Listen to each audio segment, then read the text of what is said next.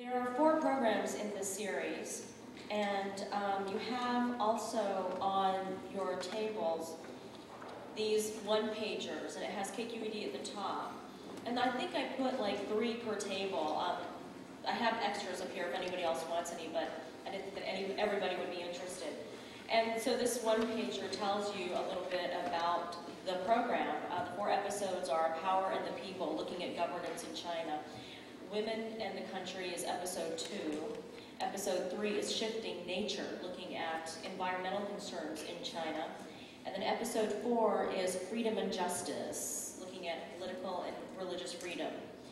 I'm working with a couple of classroom teachers and curriculum writers to develop classroom activity, and one of them is actually here in the audience. Nina, if you could raise your hand. This is Nina Kung. She's one of my curriculum writers, and since I have to leave about 10 minutes after this presentation, please see Nina if you have any questions about what we're developing for the classroom. What we've done is that we've broken it up into 4 themes in looking at China via this film. We're looking at globalization and economy in China, modernization and industrialization, governance and the Communist Party, and environment and development. And with these activities, what we're asking the students to do is to come up with oral histories, do a research paper, more of an I-search paper, have a role-playing debate, maybe do a cultural scavenger hunt about issues of China, and we'll have a media literacy component for each of these themes in the classroom activities. Let's see, what else? There will be standards-based classroom activities. We'll also be developing a viewer's guide for community discussion, so something that's not classroom-based. If a church group wants to have a discussion, or if a book group wants to show the film instead of reading a book for one of their sessions, we'll have a discussion guide to help them. And then, of course, we'll have a couple of educator workshops, the first one of which will be September 16th of this year. And then the second workshop will be sometime in probably early January. I'm also partnering with the Asia Society in San Francisco, and we'll be bringing the filmmaker out for a panel discussion, community screening, and a facilitated conversation about the film also. So does anyone have any questions about the film? Yes? I'm sorry, why did we decide to start with Xinjiang? His name is Jonathan Lewis. Yeah, he's a filmmaker out of the UK, and he's been working on this project for about 6 years. And why he decided to start in Xinjiang, I'm not sure if I know the answer to that question of why Xinjiang specifically. I do know that one of the things that he was trying to do with the film, and I'm really happy about this, is that China has been in the news quite a bit, as everyone knows, and it seems like a lot of what gets a lot of press about China are cities like Shanghai and Beijing and the bigger special economic zones. And he really wanted to show how most of China is still very poor, and a lot of China is still very rural, and to not forget that part of this large country, and that we can't just focus on these new high-rises in Shanghai. But I'm sorry I can't give you a more explicit answer. Any other questions? Yes?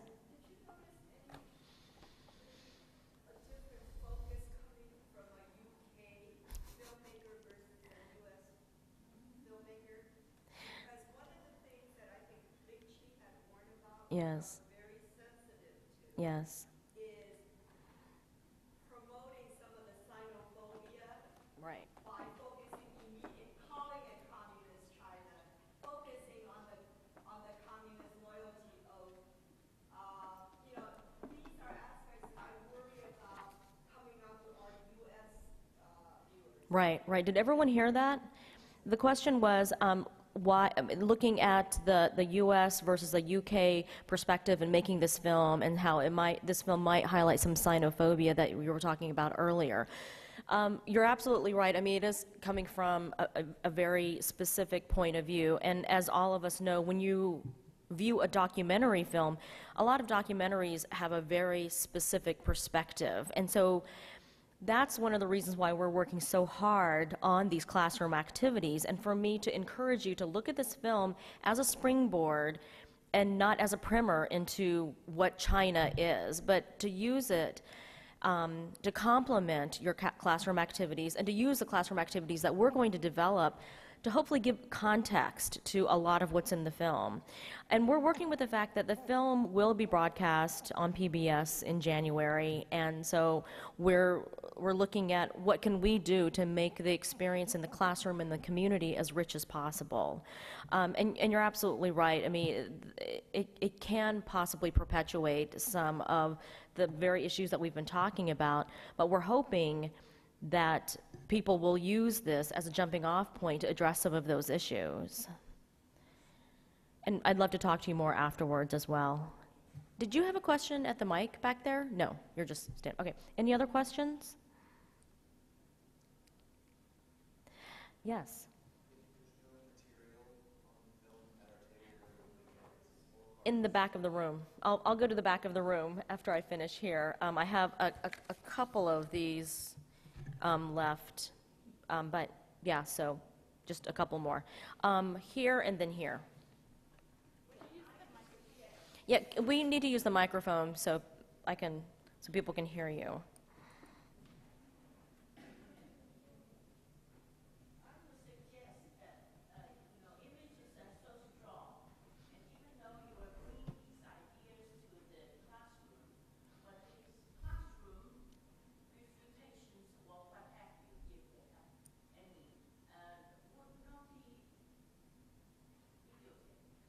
I'm sorry?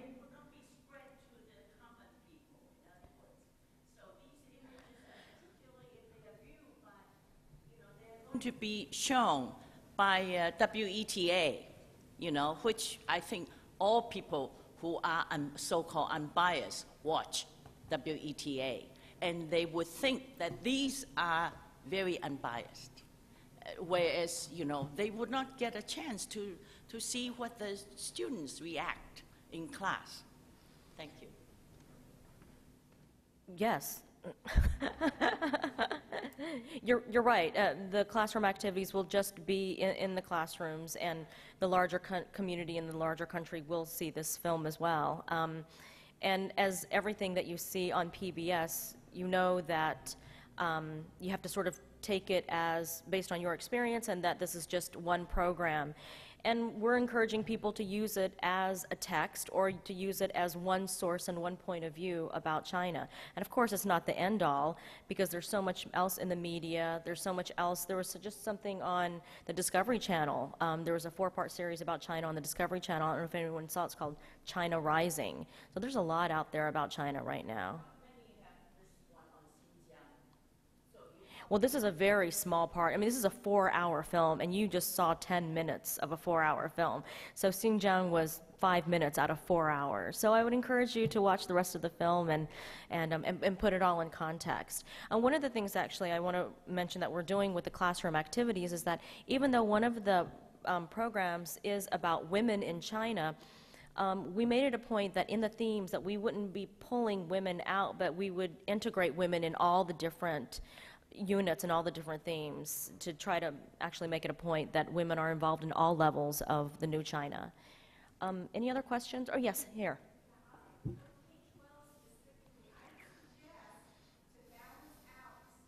Yeah, it's not K-12. We're doing this 10 through 16, yeah. Absolutely.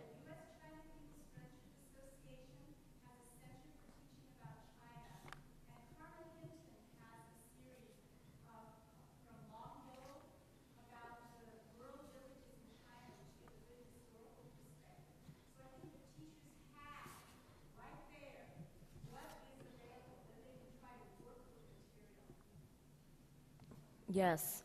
There's also going to be a very, very built-out PBS website that there at KQED we're developing. So people, and you didn't, what you saw wasn't the PBS ready. What you'll see on PBS, we'll have like these little bugs across the bottom of the screen that if it's talking about Xinjiang, it'll say, go to pbs.org to find out more about donkeys in Xinjiang, or whatever it is that they're, talking about on screen.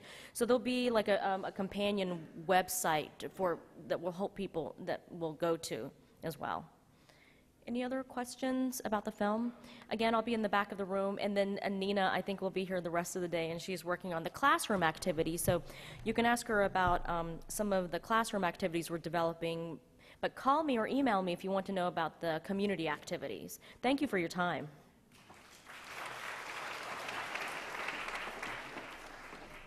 Thank you so much, Elaine. We're really delighted to have you here and have that taste of what's to come from KQED in January. I was speaking with Arlene Burns earlier today, and the idea of having a tasting panel is really the theme today. We're able to touch on a lot of really important ideas and issues and hope that this will be a springboard for further conversations. We're going to take a little bit of an unscheduled break here and reconvene probably about 1:45 or 2 o'clock. So don't go too far away. We have lots of great stuff coming up this afternoon, but we're going to take a short break right now. Thanks. Conversations over the break. I'll invite the panelists to come up to their assigned seats on the podium.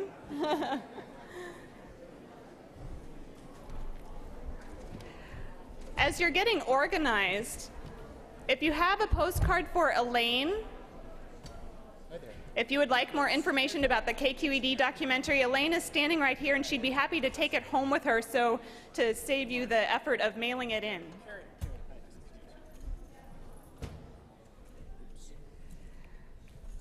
As soon as we get our panel moderator here,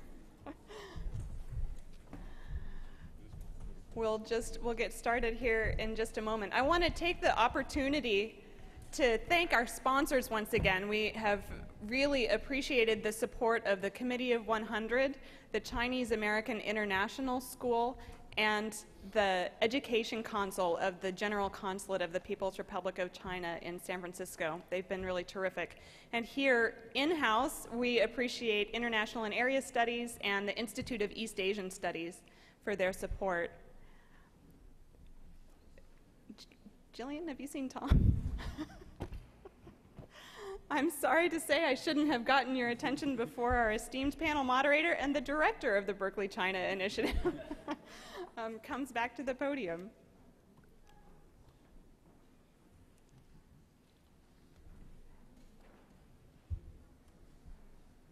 So we'll take just a moment. Please go ahead, talk amongst yourselves. We'll get started in just a second. Sorry about that. We'll go ahead and get started. This afternoon's sessions, we have two sessions this afternoon, one on partnerships and exchanges, and another about process and policy, laying the groundwork for statewide standards. So I'll turn the podium over to Tom, who will say a few words about the panelists. They'll introduce themselves and talk about their programs.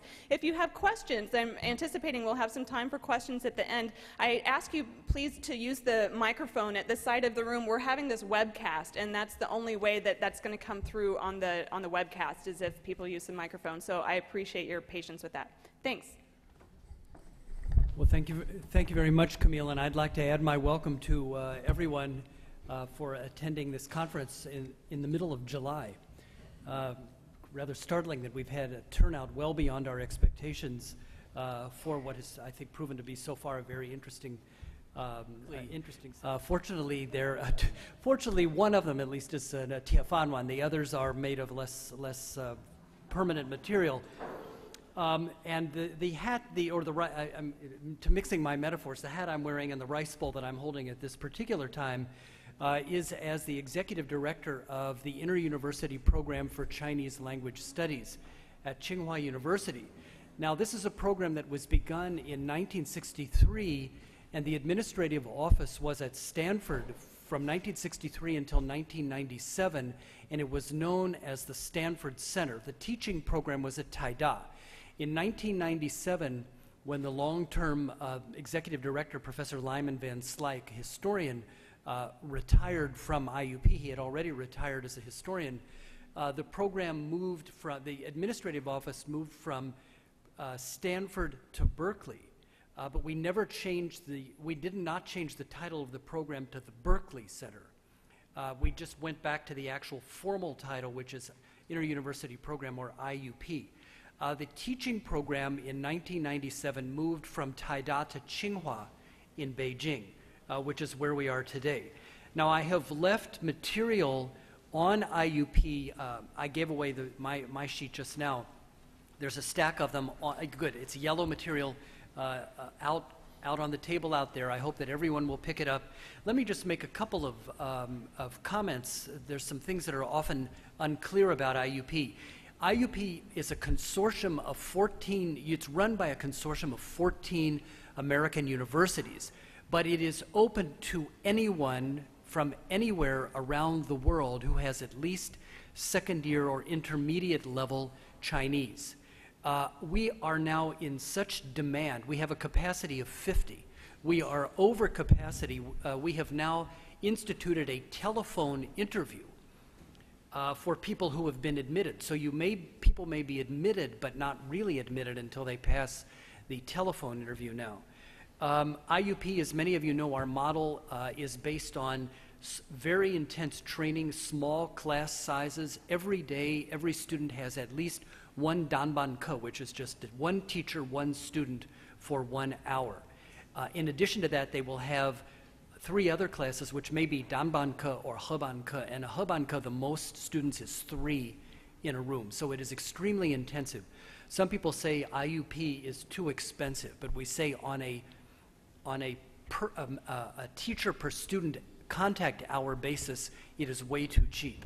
So our evaluations and so on, the satisfaction with our program is quite high.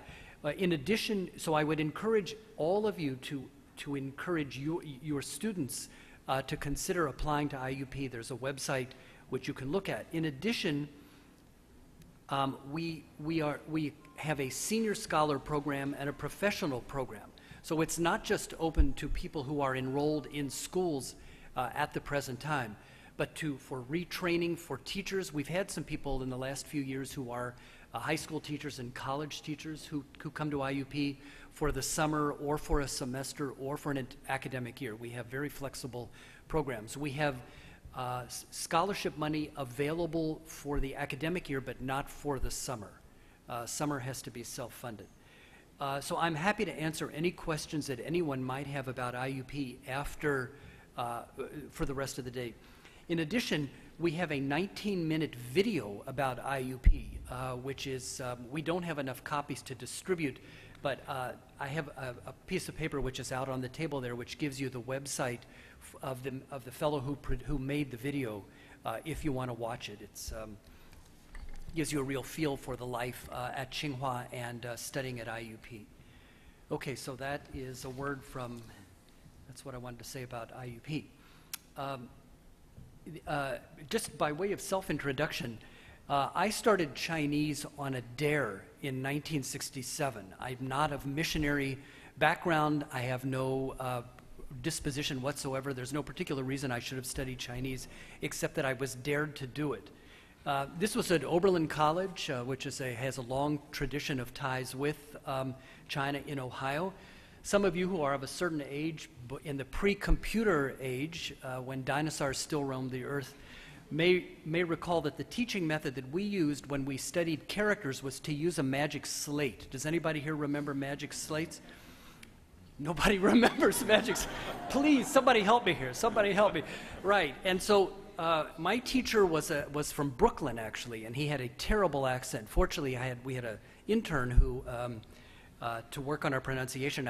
I've spent the last 40 years trying to overcome the mistakes that I learned from this Brooklyn cab driver who was my first teacher. But he was very good at teaching characters. He's much better at characters, and so we would learn characters from day one, and everyone in the class bought a magic slate. And in all of our other classes, when we were bored, we would be practicing our characters. So you would hear around whatever class you'd hear, as people would erase their magic slate, and that means something to people people of a certain age here. But I fell in love with the study of Chinese. My first trip out of the United States was a summer program that Oberlin ran at Donghai University in Taichung, which was started as a summer program, then expanded into a year-long program. I was also and then I subsequently returned and lived in Taiwan for a total of 3 years. I was also in the first government-to-government U.S.-China student exchange program. In 1979, I went to Fudan. So my Taiwan alma mater is Donghai, and my mainland alma mater is Fudan.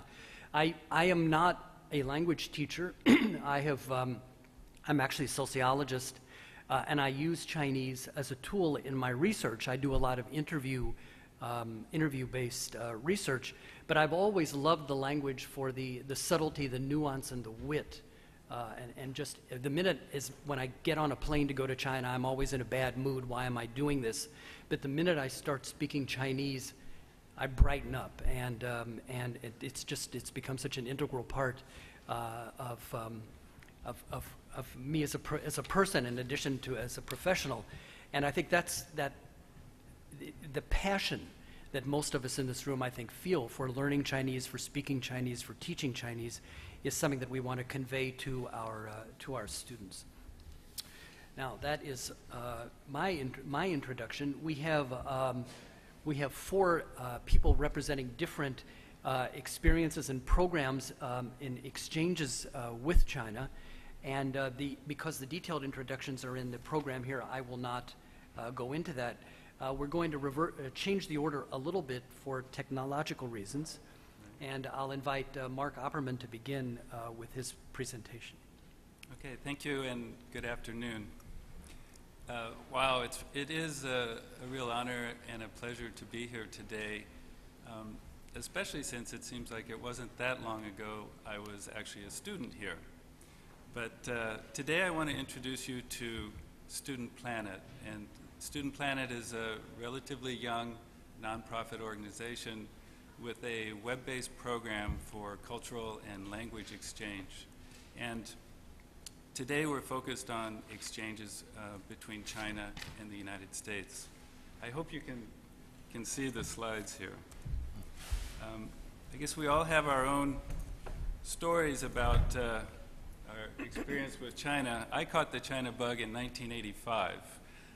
I was in my last semester at Berkeley here, and I saw an ad to teach Unix and C programming at Beijing University. And I just knew immediately that that was something I wanted to do. So I responded, and a few months later, I found myself at Beida. And as hopefully you can see from the photo, the Mao jacket was still making a fashion statement at the time. So I had a really incredible 6 months in China, and I was determined to return there. But I ended up taking a job with Sun Microsystems, and I worked in the Java organization. And I found out that the quickest way back to China with Sun was actually through Japan. And I spent 3 years in Tokyo. And during that time, I ended up, fortunately, traveling frequently back to Beijing. And in fact, I returned there quite often. And when I came back to the United States, I'm from Palo Alto, I continued traveling back and forth to China. And I was just so amazed every time I would come back to California. I would see, homes in Shanxi province, and I'd come back, and believe me, this is not my home, but I would see homes in Palo Alto. Even in Beijing, I would go to the market and come back, and I don't know how many of you have been to Whole Foods, but a slightly different scene. And I was fortunate I could travel quite a bit, both personally as well as professionally. And so, here's a restaurant in Turfan in Xinjiang, and back home, the Cheesecake Factory. But it wasn't all contrast, right? There are some similarities between what you see in China and what you see in the United States. McDonald's seems to be everywhere, right? But what does this all mean? What does it all have to do with Student Planet? My experience I thought I was very fortunate to have the experience of traveling back and forth to China and experiencing that culture. And I realized that not everyone could have that opportunity. And I found it very valuable, the experience of being in another culture like that. So I thought it was the sort of the late 90s, the internet was happening, digital video was happening. I thought, wouldn't it be great if we could just use the internet to connect people in these two cultures so they could learn about each other's culture. So I had a friend who was a 6th grade teacher in Palo Alto, and you might be aware in the 6th grade there is a China unit in the California curriculum. So we put together this website and this idea of connecting classrooms in China and the US. And this is what our website looks like today. I like to think of it as sort of MySpace meets YouTube without pornography and without predators. So it's a safe place where teachers can go and try to find create a partnership with a classroom in China if you're in the US. Our early focus was on making videos. We felt like through video you could really have a much more compelling experience with another culture. So I hope this works, but I want to show you a couple very short clips from videos that students have made. Everything that's created here is done by the students. So the first one is actually an interview with a migrant worker, a construction worker in Beijing. We'll see if the sound works. 什么地方的人？河南的。你一般一星期每周工作是吗？我工作8个小时吧。8个小时。啊。Okay, just a short clip. And then the second one is most of the students, they like to make movies about their own lives and being a student. So that's what this one is. 再也没有纯白的灵魂，只能泪堕落为表示。我开始使用地狱认真记录眼前所有的发生。世界人灵醒来的早晨，任何情节都成为可能。我用古老的咒语重温音，将灵魂续出新。I love watching these videos and hearing the music that the kids put in them too. It's great. We're still working with video, but this last year we've actually worked more with Mandarin language teachers in the US. And I want to show you another couple quick clips. One of the things that the students do is they create an introductory vlog. Vlog means video weblog. And so I'll show you one from China. And hello, my name is Marguerite. I'm open direct. I like art, music, and sports. I'm also glad to communicate with you. I hope we can tell others many things that we know how people live in different countries. It's really great hearing what the students have to say. I especially find the Chinese students very genuine in their feelings and appreciative of the opportunity to speak English and make friends in the U.S. This is a student in San Francisco. 你好，我叫温思勇，我是10年级学生，在海湾学校。我喜欢听音乐和弹吉他，我也喜欢做 3D 影像，可是我做的不太好。Okay, so it's been good working more with Mandarin teachers this year. This is the page, the type of page that the student would create, where they put all their content, whether it's movies or photos or the blogs that they write. And we use, technical term is Unicode, which means that the students can write in either Chinese or English or any language, actually. And they can also record the blogs that they write. So I want you to hear just a little bit. The first one was recorded.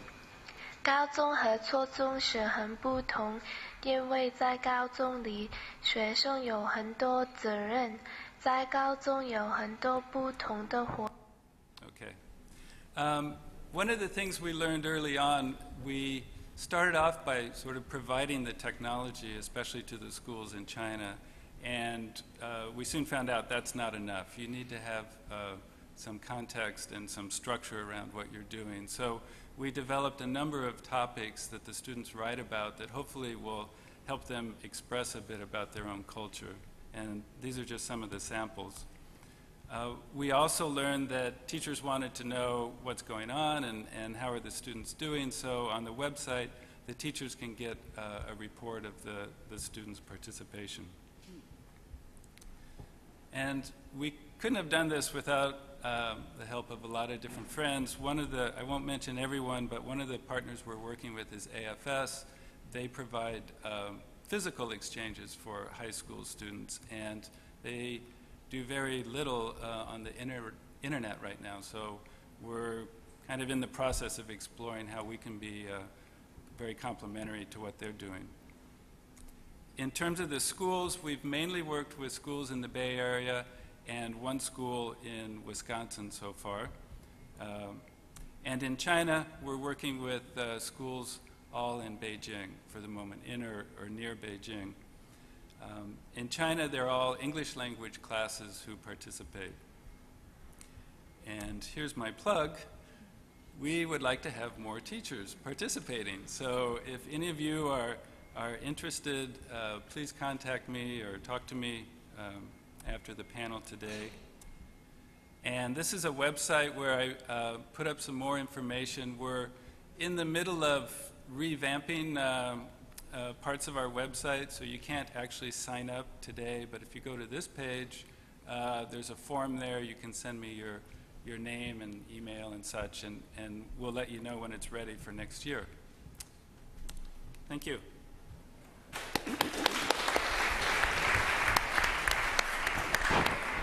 Thank you very much, Mark. You know, funny that you should mention AFS, because a British woman who was an AFS exchange student in my high school in Cincinnati, Ohio, ended up going into Chinese studies also. She said that she was so bored in Cincinnati that she approached a multilingual language teacher and said, "I'm so bored, teach me Chinese."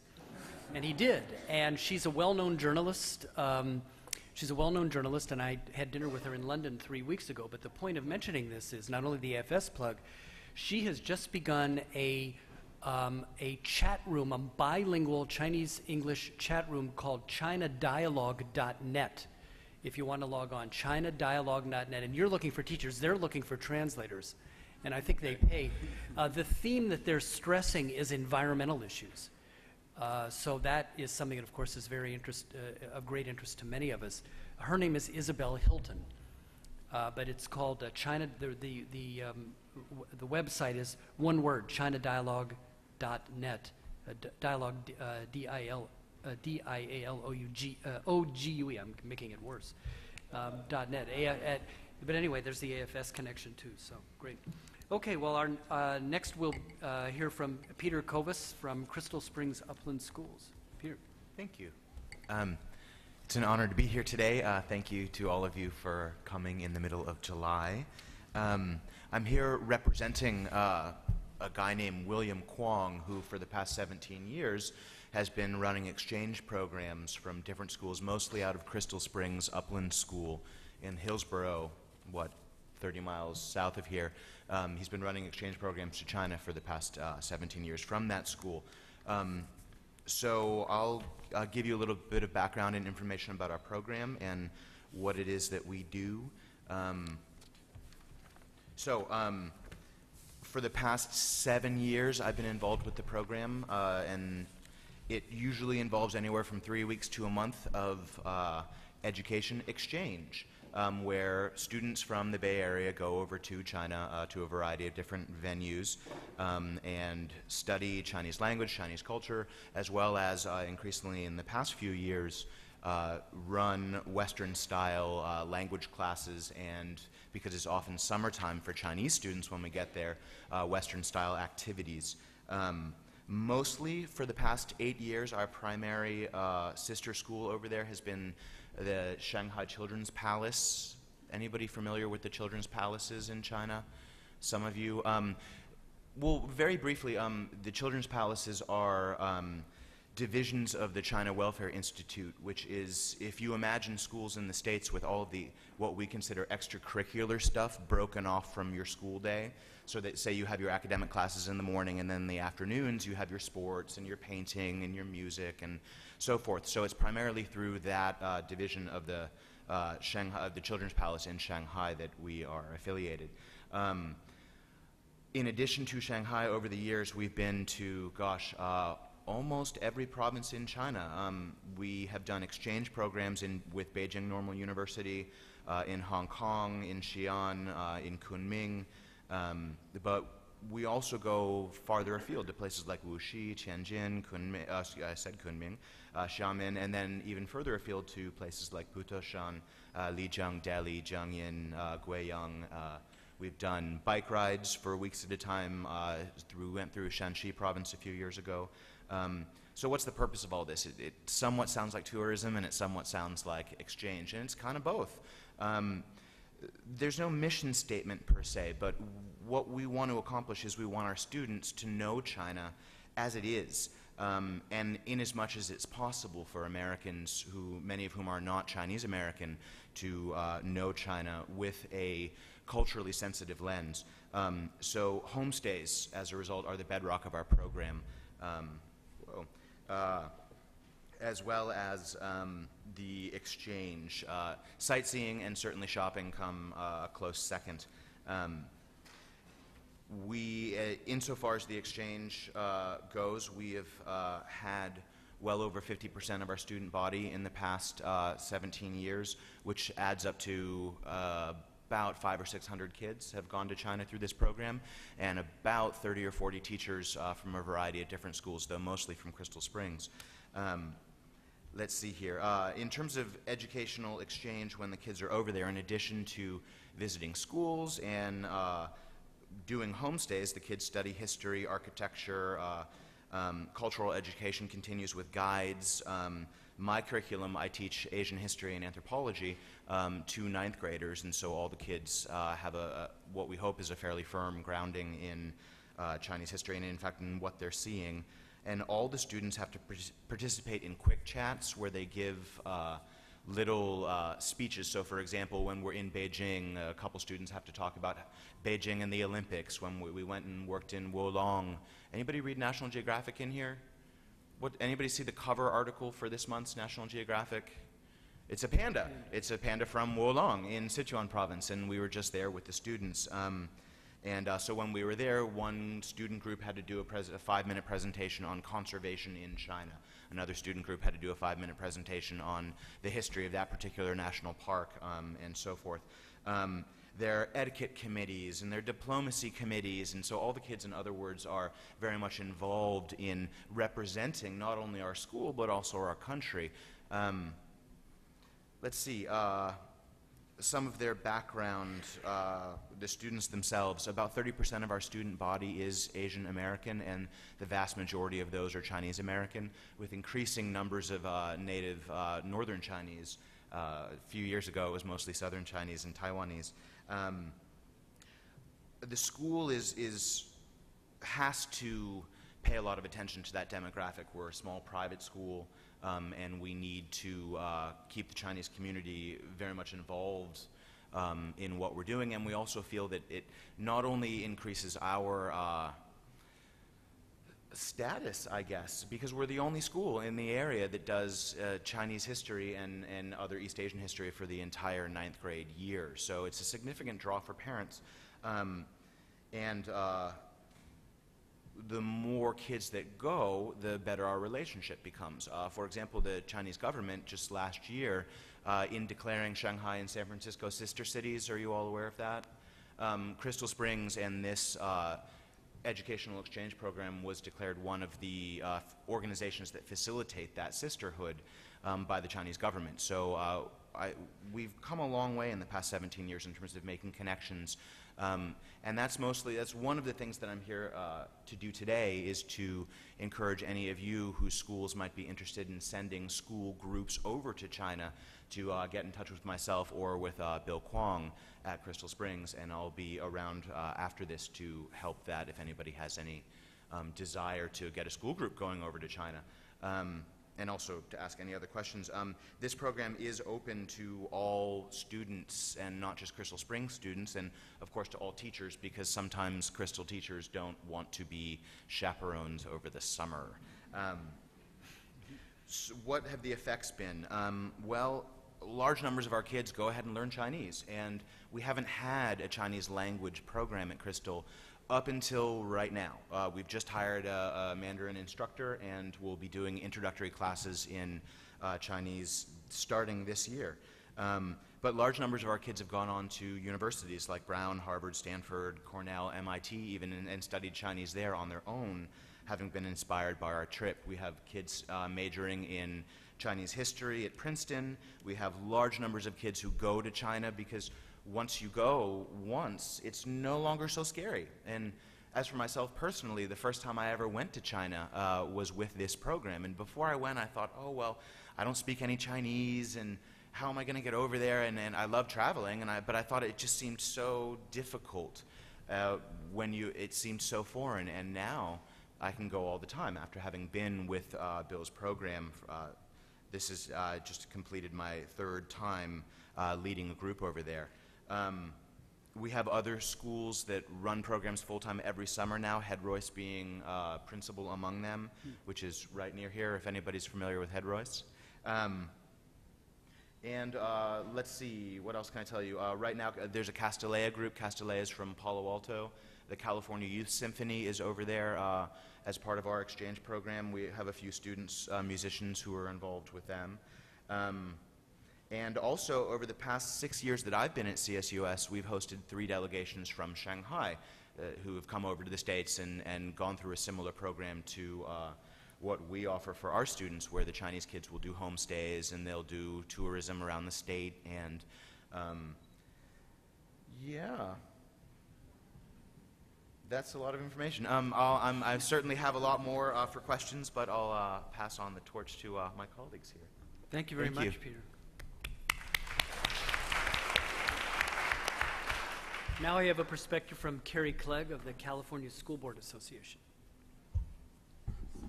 Thank you. Well, I feel like a little bit like a fish out of water here, because I sort of think I probably just deserved to have been in the first panel and got stuck in the exchange, was because the program that I'm going to talk about is somewhat in its infancy, and is probably more geared toward policy making and a variety of other things as opposed to direct exchanges. But let me give you a tale of what's been going on. In about November of 2004, the State's Institute of International Studies in Education in Schools was beginning to convene a meeting, and as a state, we have never had any representatives that went to this particular meeting, and we had a request from a couple of our directors. One is Karen Leon Clancy, who's sitting over here, and the other was Bruce Carter, who was on the faculty at Pasadena City College. And they attended that meeting, and at that time, CSBA, the California School Boards Association, which is a membership organization representing over 1,000 school boards in the state of California, and school board members. And we generate policy for the school boards and guidance in terms of dealing with policy issues, as well as other legislative and governance issues. But the point was that they wanted to attend this, and California as a state had never been part of this conference. And so CSBA sort of took it on themselves to formally allow our directors to go to this conference, and also to encourage our governor, as well as our superintendent of public instruction and members from our Department of Education, to participate in this and try and get California involved, because at this time there were 20 other states, California excluded, that were participating in the promotion of international education. Well, after returning from that meeting, the directors sort of picked up the torch of saying we need to begin to promote international education as well as cross-cultural exchanges, especially with China, in our state. And we are doing very little about it, not only in our curriculum or our standards in our state, which are lagging behind, but also in terms of just the general interest of this state. And it seemed a little bit strange since we, as a state, have one of the largest Asian populations and largest Chinese populations of any place in the country, as well as being a Pacific Rim state. We are directly in economic contact with the East and China in particular, and therefore it is of significant economic interest to this state to promote cultural exchanges as well as language development and educational development as well. And since the state had not taken up the mantle, has yet not taken up the mantle of being involved in any kind of exchange programs or signing an MOU with the governments in China, as these other 20 states have already done, CSBA was asked to do that. And we had a meeting in April of 2005 with the Director General of the Shanghai Ministry of Education and had some frank talks about what Shanghai was interested in. And it's very interesting because as an educational organization, one of the things that California is lacking in greatly, besides language teachers, is science and mathematics teachers. We just can't get enough. And Shanghai seems to be lacking in English development teachers. And so we were thinking that this would be a perfect opportunity of providing an exchange mechanism where we could send teachers of English language development to Shanghai to help them with their English development program. And in exchange, we could get some math and science teachers to come to California to help us with our lacking in those particular areas. Well, that was sort of the hint, as well as a few other things that we thought would be interested in doing. And so we developed, through a number of exchanges after that, a letter of intent and a memorandum of understanding, which actually there are some copies of it out on the table out there. I just didn't bring enough because there's a much larger crowd here than I really expected. But if you're interested, it's out there and you can look at it. But it's basically, it was an agreement between the Shanghai Ministry of Education and the California School Boards Association to promote programs in the state of California for teacher, student, administrator exchanges, as well as developing cultural sensitivity, language development, exchange in science and math teachers, and generally to promote a better understanding within the educational organizations of our state between the two regions.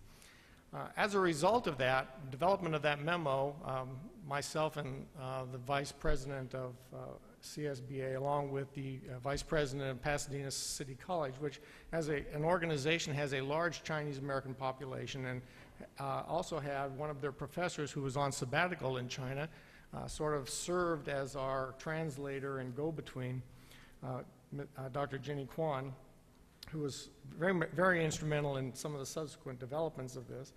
But we went to China and met with the Shanghai Ministry of Education and signed the letter of intent in November of 2005. And since that time, things have sort of sprung out. First, we ran into a few roadblocks in terms of some of the teacher exchanges. I think you've heard a little bit about some of those issues already. Those involve things like highly qualified teachers, state teacher credentialing requirements that need to take the CBEST test, a variety of other problems have cropped up in terms of bringing Chinese teachers here. There's no problem in going the other direction, which seems that there's something lacking in the development of reciprocity of teachers between the two countries, and things that we need to work on. As well, there are also some difficulties that tend to develop in terms of getting visa permits from China to come to the United States, not the other way around, again, in terms of what's going on. And these happen to be with sort of this inherent prejudice of our government to grant visas to countries that are we have tensions with. And I'll just leave it at that. But needless to say, these are some things that we've been trying to work through in terms of the teacher exchange programs that we're trying to develop. And we're in the process of developing one with San Diego County, which has sort of taken it on to find a number of teachers that want to volunteer to go to China and vice versa. And that is still in the works. But what also developed from the letter of understanding was a partnership which is much more interesting in terms of what's going on in California, and that is we were also able to go to Beijing at the behest of the president of the Higher Education Press in China. Now, the Higher Education Press of China publishes 70% of all textbooks K through 16 for the Chinese. It used to be the Chinese government, but it's for the Chinese education associations now. So it's the major, largest publisher in China. And it has been expanding, as has all of Chinese business in the last 10 years globally, and also sends a significant number of their textbooks into Australia, which they have an agreement with to provide Chinese language development and scientific development there, as well as the European governments. As of yet, because of a variety of political issues, the development of Chinese texts in the United States has been, as we've been discussing all day, is sort of been lacking. Through the letter of intent and with the Higher Education Press, we have been developing the idea and the concept of bringing and developing a series of textbooks for California students and as Chinese as a second language, which will be a K-16 set of coursework based upon the K-16 framework that they already have in China for the textbooks. And through this process, we have established a curricular advisory committee for them. We're helping them work through the process of State Board of Education approval, since in California, the K texts have to be approved by the state. As of yet, the foreign language standards have not been developed, but the frameworks are there, so we're working with them at least to cover the frameworks and hopefully anticipate the standards. For the high school and the college textbooks, they do not need state board approval, so those texts really need to be more geared toward American culturalization and understanding how Americans learn language, as well as the need for textbooks in the United States to provide some information on the cultural aspects of the foreign language that they're learning, some of which was missing from parts of this. As well, the Higher Education Press has a very high-tech DVD-based interactive computer program for Chinese language acquisition, which with a small amount of tweaking would be directly adaptable for Chinese as a second language here in the United States. And I've actually used it and could even say a couple of words in Chinese by the end of my stay with them, which is amazing since I had to study French my whole time that I was in high school. In the good old days when Russian, French, German, and Spanish were about the only languages taught in high school. But now we're moving into a new era of Chinese language acquisition, and the need is here in California. And when the California School Boards Association has developed this partnership both with Shanghai Ministry of Education and with the Higher Education Press in Beijing to begin to develop age-appropriate Chinese language development texts for California, and hopefully within the next few months we will be moving through that with the state board. So that is sort of where we are at in terms of our partnership with China, and hopefully something beneficial will come out of it. Thank you. Great, thank you very much. Thank you, Kerry, and finally we'll turn to Andy Corcoran, head of school of the Chinese American International School. Thank you. I'd like to preface my remarks with a sort of a contrast between myself and our panel moderator. Whereas faces brighten up when he speaks Chinese, apparently, when I speak Chinese, eyes sort of glaze over or roll in the back of the head, particularly among my students who look forward to the times when they can understand what I'm saying.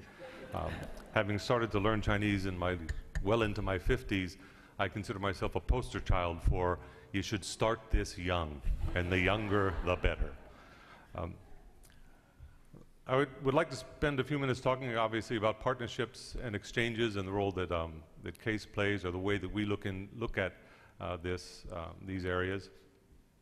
And I'll categorize them in several different ways. The first is sort of the key to our exchanges and partnerships, and that's the homestay that our students have when they go in either to their 7th and 8th grades or in their 5th grade. We have 2 exchange programs, one in Shanghai, which is where we started, with Shanghai No. 3 Girls' School, And then we also have an exchange program with Ren'ai in Taipei. Unlike the tours that Kerry, nope, Mark, no, Peter. See, they went out of order, and I was all set, and now it really confused me. That Peter talked about.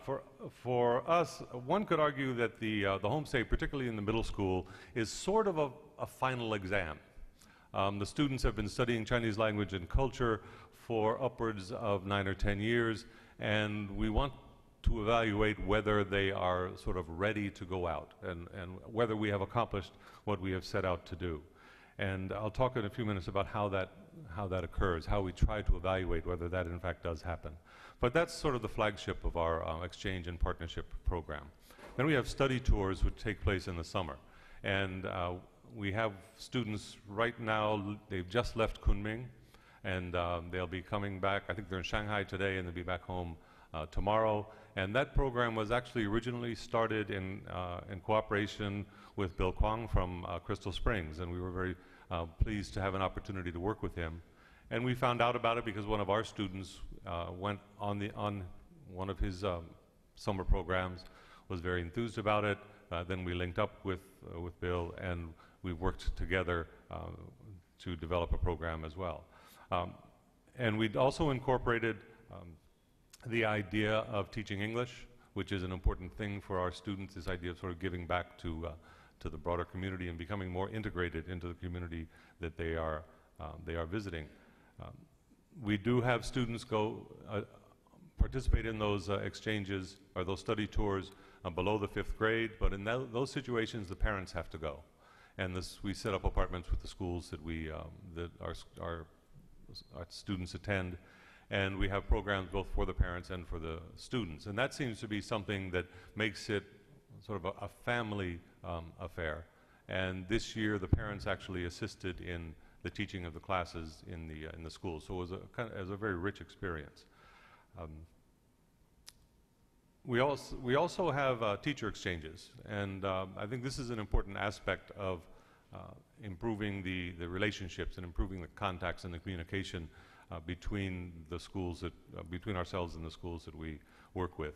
For example, we had not too long ago one teacher who went over and was asked to give a demonstration of collaborative learning, which the teacher was prepared to do until she walked into the room and there were over 60 students in the room, and trying to adjust to a collaborative learning situation with 60 students in the room was an interesting experience, which I must say, I don't use this word with reservation. It was triumphant.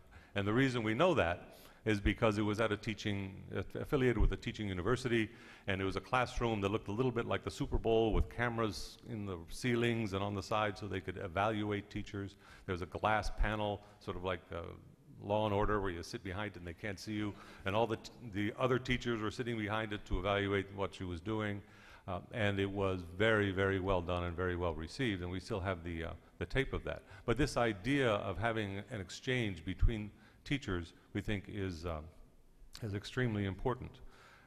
There's another type of exchange that we've been talking about today, and that's the exchange of teachers coming from mainland China to teach in schools in the U.S. and some of the difficulties that exist. And we've also become involved in that. In fact, on Monday I go to China for a month, and part of that time I'll be working, as I think it was Mr. De Silva discussed, if he's still here, this idea of trying to acculturate teachers in China to the American classroom, American students, American parents, American colleagues, and how they can be successful, particularly given that they will often be the only Chinese speaker in the school that they are being sent to.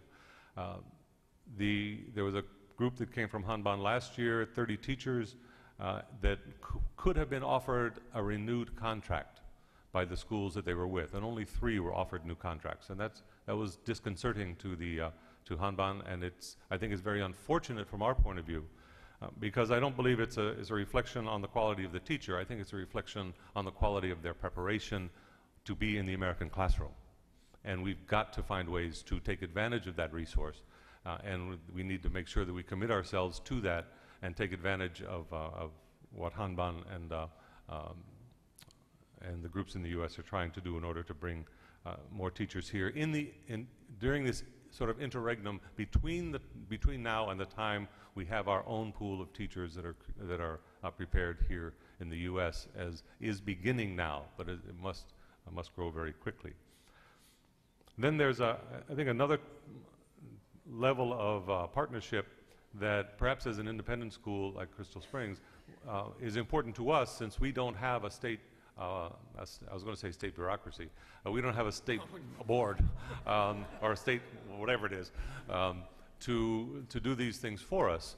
And that's in the areas of curriculum development, that's in the areas of training teachers, and preparing teachers, and doing research to help us figure out what is the best way to teach English, to teach Chinese to English speakers. That is something that is being researched quite heavily in China as well. They are concerned about that. So we're trying to take advantage of those, of what's going on within China and, I will say, other areas.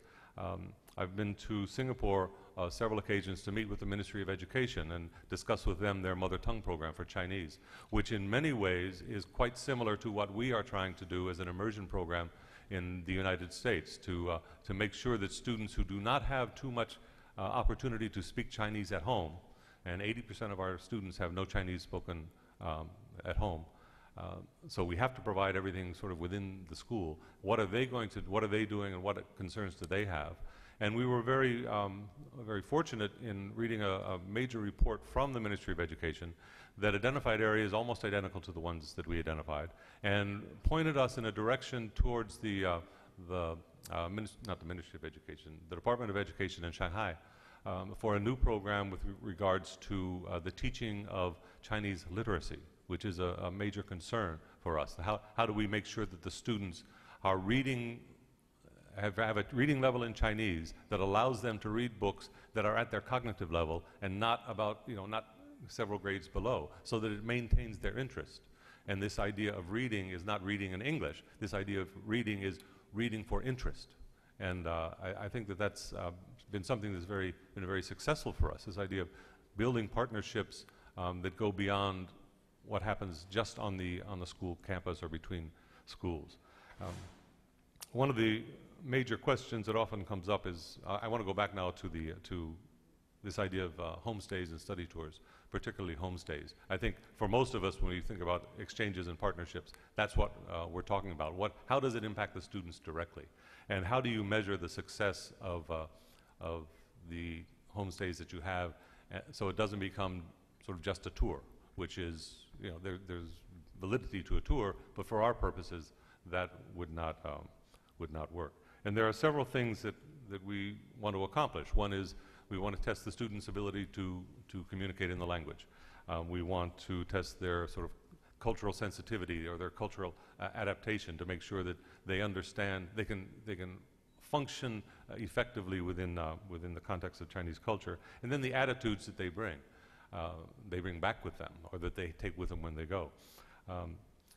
And one of the challenges, we got a little questionnaire, so what are some cautionary tales or advice? One of the challenges is when our students go to a homestay in China, they want to practice English. The families that they're staying with want to practice English. So we've had to have an agreement that when our students are in China, the language is Chinese. When your children come to the US, the language is English. It has, ironically, since we've done that, it's worked better for our students going to China than for their students coming to the US, because the girls who've been coming have been comfortable speaking to their buddies, as we call them, in Chinese. We feel quite good about that, and we're sort of not pushing it because we figure that's their issue.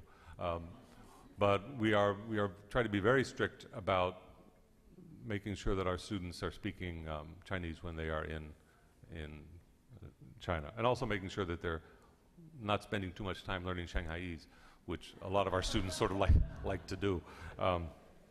The second area is cultural, and that's definitely more difficult to evaluate. And one of the things that can be helpful with that, for those of you that are looking at programs like this, is to actually have a little survey for the families that the students stay with. We found that to be a very helpful thing.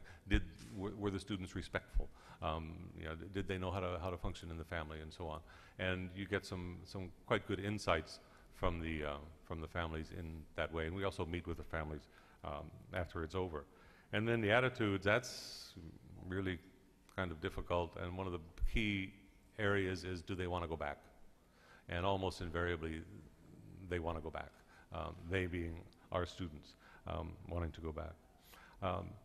I want to close with, before we open to questions, I hope, I want to close with one caveat, and that has to do with how do you admit students. And I do this as it's a sort of like for foreign language teachers. On my first exchange, which was in the early 80s, and it was not with China, it was in Japan, I took a group of students, it was sort of like the only students who we could get to go, and it included the top student in the Japanese program, and it included a student who, shall we say, struggled a little bit. She did not get a very good grade. Had we known what her grade was when we set up the exchange, she would not have gone. When we were there, I was told to rely on Rie. Her Japanese is very good.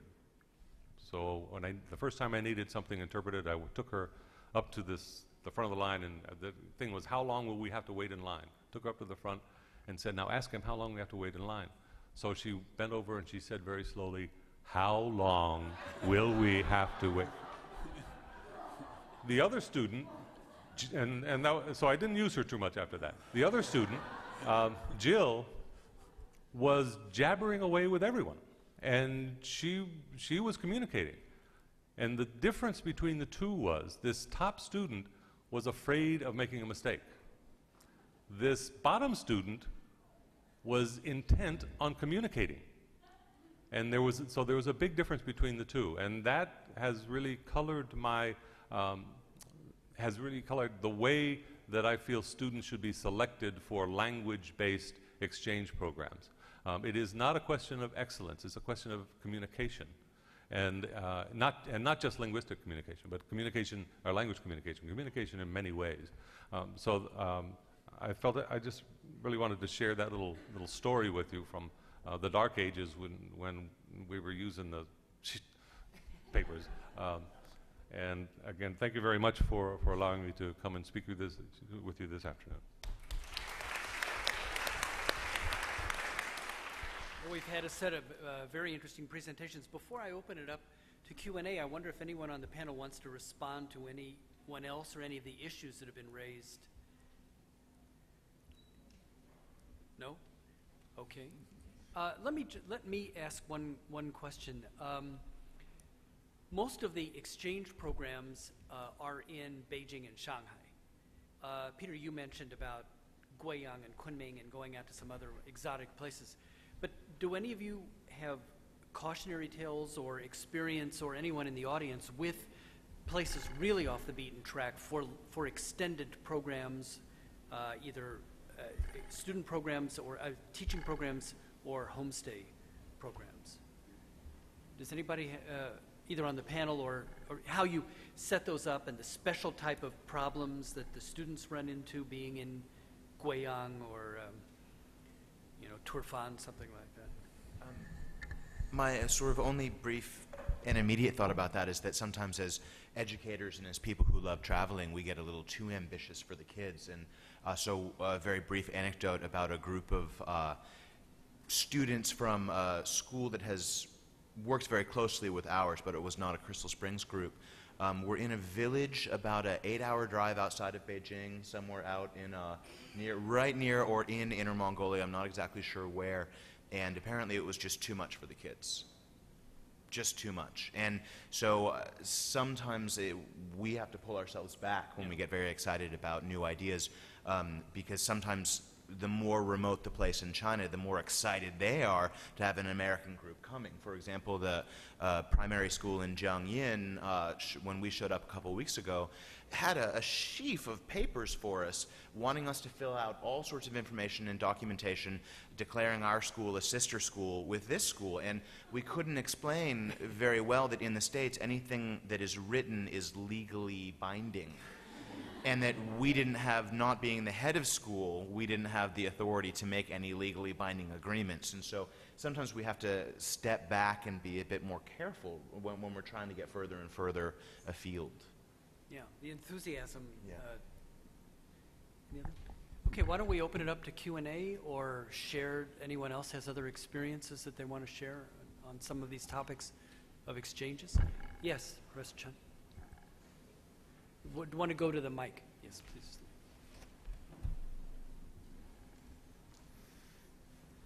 I think the Berkeley China initiative, how translated to the Chinese word?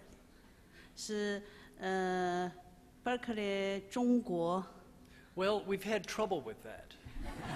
And is Monica Xu still here from Shujierba? I think she did an article, and I think she called it 促进中国研究计划. 促进 encourage. 促进中国研究计划 Berkeley 促进中国研究计划 或者是研究中心 center or institution. No, it's a virtual. It's a virtual organization. It's a virtual. 一个计划，不是一个组织。Not an institution. I found this Berkeley China initiative very, very interesting for me. I think that's maybe as a whole United States a center of learning Chinese, something on the language or on culture. This is my question. Just one question. Another question I want people know. I come from China. 我生在中国. I was in Berkeley is 1984.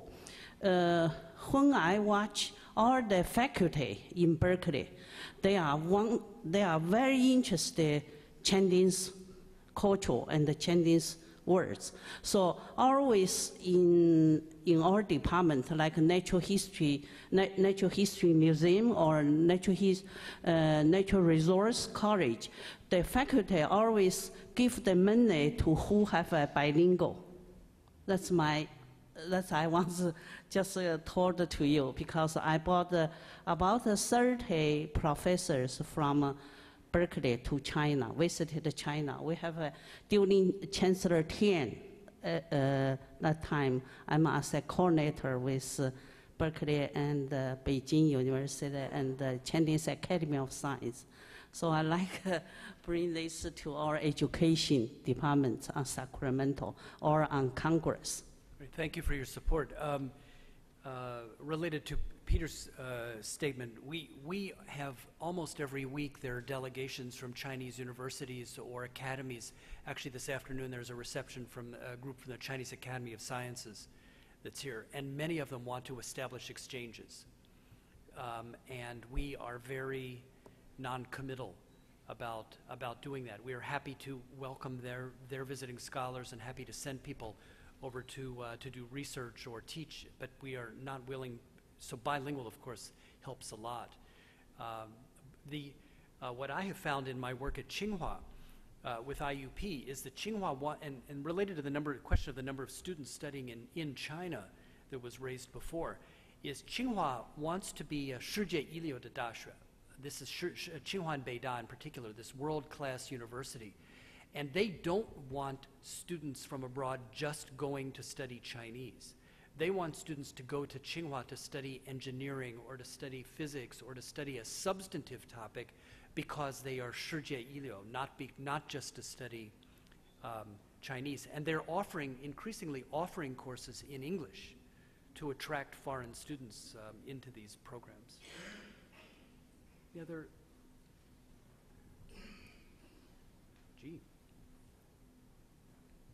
yes.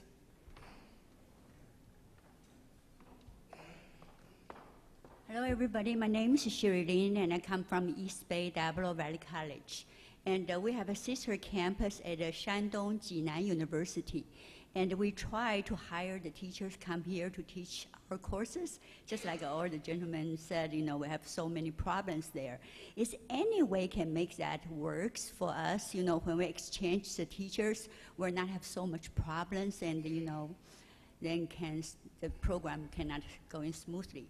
And now we try to take students there every year, you know, for the summer study. And we also try to recruit in their faculties here. So the first things we bumped into is a big stone wall, so we don't know how to handle it. Thank you very much. Kerry? Yeah, I can make some comment, and please, people from the Department of Ed, close your ears so you don't hear this. One of the problems that we have bringing teachers here is because of NCLB, this highly qualified teacher component, but also the requirement for teachers in California that have to pass the CBEST, which of course is an English and a math development, is a test that's in English and math. And despite the fact that the students in China and the teachers in China actually have a pretty good handle of the English language, the way they're taught, they do have some difficulties passing that test initially. Now, there is a workaround, but it's only good for about 1 year, and that is that teachers that come over here can get, I still think they're valid and they haven't been eliminated by the CTC. It's a temporary credential which is good for 1 year and allows them a period of time to prepare for the CBEST. If they don't pass the CBEST in that first year, then they're going to have to return. So the credential is only good for a 1 year temporary status. So you can bring teachers over here, but you can't get them on long-term contracts unless you give them some intensive professional development while they're here so that they are capable of passing the CBEST and getting over that hump. Right now, that's one of the things that SBA as well as other groups are trying to work on with the CTC, depending on whether or not it survives or not in the situation. But we understand it is a hurdle, but it's also something we're also trying to convey to, in our case, the Shanghai Ministry of Education, that if they're interested in having their teachers come over here, that they need to be prepared to pass that test if they want to stay for more than 1 year. It's a difficult situation, but it's right now it's the culture that we have to deal with in our state and in the nation.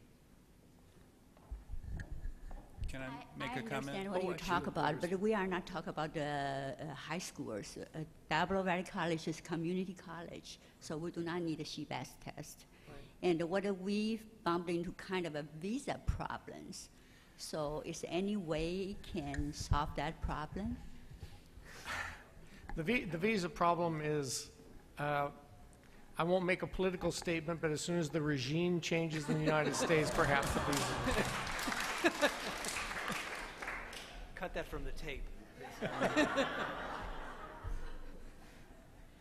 I just wanted to say that when we were getting started, we decided to work with some organizations that did teacher exchanges and to go into schools in China where there was a teacher who had already spent a year in the U.S., hoping that would just make things go more smoothly.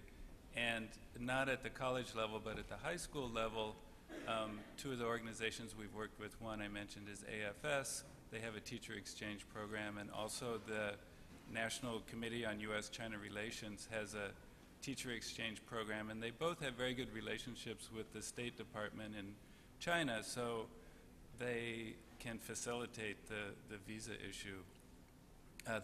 It's at the high school level, though. That raises another the point raises another issue, say dealing with Jinan University in Shandong. Here's a case of, I don't know how you found them or how they found you, but many of us, we want to share the wealth. We don't want to concentrate in Beijing and in Shanghai. So you are doing, it's great that you can be pioneering and go to a place like Jinan. But on the other hand, you're having to deal with a set of problems on both ends that you might not be prepared for. So there's sort of a cost-benefit trade-off that you have to deal with. Yes, Gay? Okay, this isn't a question, but just to expand on what Kerry was saying and the rest of you talking about teacher exchanges, and again, it's from the perspective of a California teacher educator at a university. I think teacher exchanges are one avenue for the types of teachers that we would need here and China would need in terms of English teachers.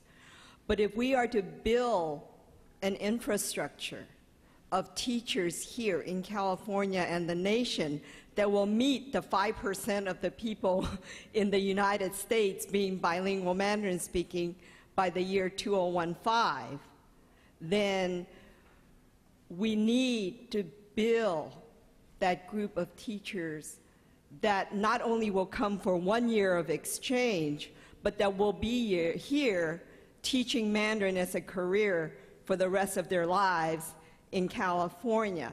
And that's what we're struggling with right now. The sojourner credential, which I don't know whether it still exists or not, but even what I think with the sojourner's credential, when they pass that CBES in a year, if they want to continue to stay in the United States to teach or in California to teach, they will eventually have to enter into a teacher training program and get that California teaching credential. So we're buying time, but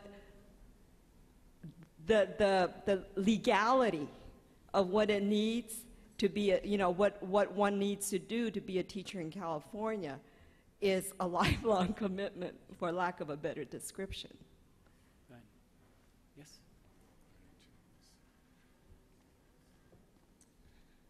Hi, my name is Susan. I am here today as a parent. I have 2 children that currently enroll in the Chinese Immersion program and is in Herbert Hoover School in San Francisco, and one is trying to go to Galileo coming year.